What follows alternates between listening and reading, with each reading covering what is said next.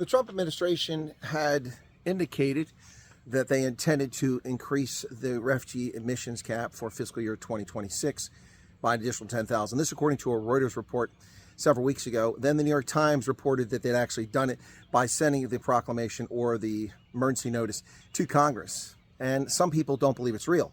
I reported that the Reuters has very good sources, as do the New York Times, in Homeland Security, in the White House, and in Congress, and that they verify these things. But we know how fake news can be.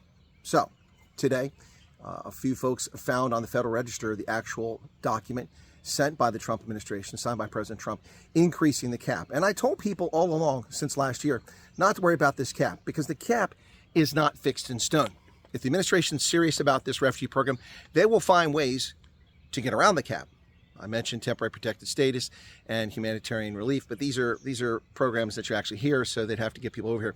But they can go around it, either by ignoring it or simply increasing the cap. And that's what the Trump administration has done. They've increased the cap. Now, this program has been very deliberate and slow in some people's minds. And that's a fair point. After a year, approximately 7,000 South Africans have come here.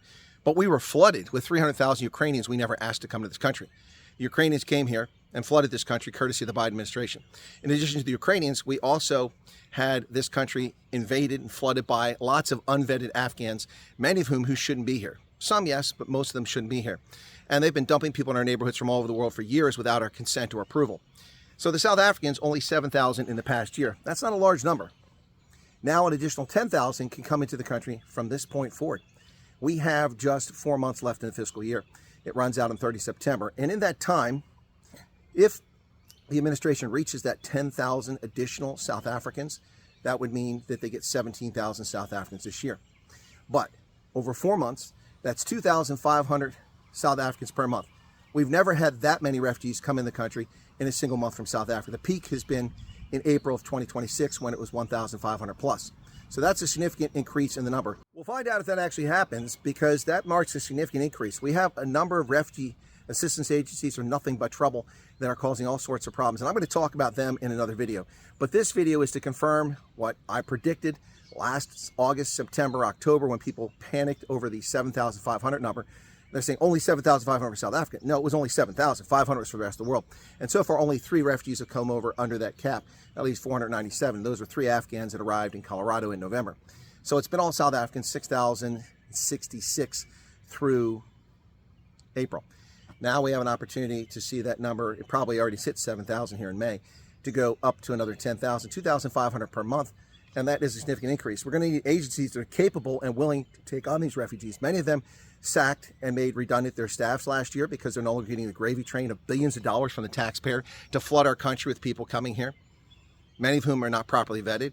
Now we're properly vetting folks coming from South Africa, and some of them are not happy about it because they're waiting a long time to come over. In their view, a long time. But frankly, folks, 6 months, 8 months, a year is not a long time. And I know that's easy for me to say and difficult for those folks to hear, but that's the reality. We've talked about this endlessly for the past year, plus that this program typically takes 18 to 24 months for someone to get over here, refugee status. And that's when people are already fled from a country and are sitting in a third country under the care of the United Nations normally, High Commissioner for Refugees. And they're actually processing them. But the United States is doing all this. It's an in-country refugee program. So once again, folks, to confirm, President Trump has sent the paperwork to Congress, and in effect, the cap is now 17,500 refugees for this year, 17,000 reserved for those coming from South Africa. Since we're only at 7,000, that means 10,000 more between now and 30 September, which raises the next point, which came up once again in my chat, surprisingly to me. So what happens when we get to that 10,000? Or what if we don't use the 10,000? It doesn't matter. I don't think we're going to be able to process that many unless we have a major ramp up in this program. And if we do, the new fiscal year starts. The administration will send its guidance to Congress in August or September, and October 1st, as long as we don't have a shutdown of government, we'll still continue sending refugees over under the FY27 cap, the FY27 cap. So there you have it, folks. That's the situation today as we approach the end of May 2026. In fact, it's the 26th of May. So don't sweat it. You have no control over it. But now you have the facts. It's always good to be armed with the facts and not the hyperbole, hysteria, or yellow journalism that is so prominent out there. Take care of yourselves, and maybe I'll see you over here in central Pennsylvania. Lovely countryside right here. Gorgeous. right next to Yellow Breeches Creek, world renowned for its trout fishing.